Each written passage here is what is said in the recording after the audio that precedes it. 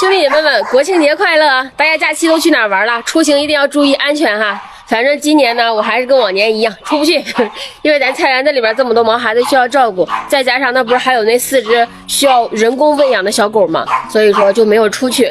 但是我们没有出去，不见得没有人来找我们呢。超哥的视频大家应该看了吧？就是10月1号那天，就是我们来了很多的朋友，你像青岛的果果姐，还有石家庄的离开时请不要回头，还有新乡的涵涵，还有我们本地的一位帮助流浪猫的姐姐，还有一个就是也是我们本地的一个姐妹。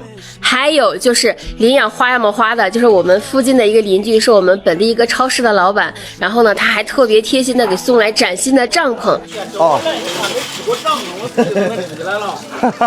边左脚后自己吃。别能直接来了，一下了，赶上了。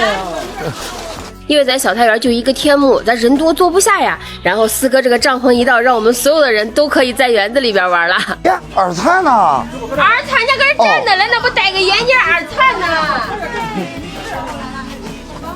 我这有凳子，哎，先坐坐看看。先坐坐，没有的情况下，里边还有这个我喝茶的凳子嘞。来来来，坐坐坐，看看差几个凳子。虽然那天有点下雨哈，但是完全是不影响我们玩的心情的。第2杯，俺这我来一不能那么第2杯，超哥还邀请了方姐姐的2宝，给大家来了一个现场版的萨克斯，吹了《我爱你中国》、富士山下，还有走过咖啡屋。总之啊，那天晚上真的特别特别的开心。吹一个轻松一点的，快吧！好，来。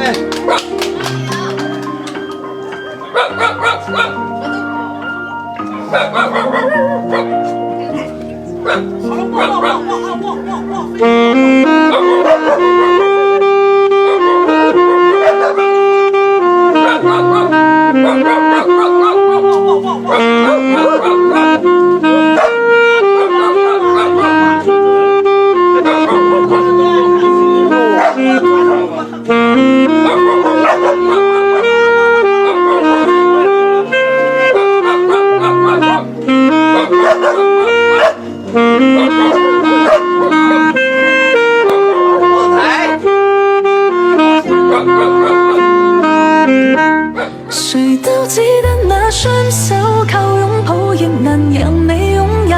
要擁有必先當失去怎接受？曾沿着雪路路遊，為何為好事淚流？誰能憑愛意要富士山私有？何不把悲哀感覺假設是來自被虛構？試管裏找不到它現過眼眸。情曾硬化進石頭，隨緣地拋下便逃走。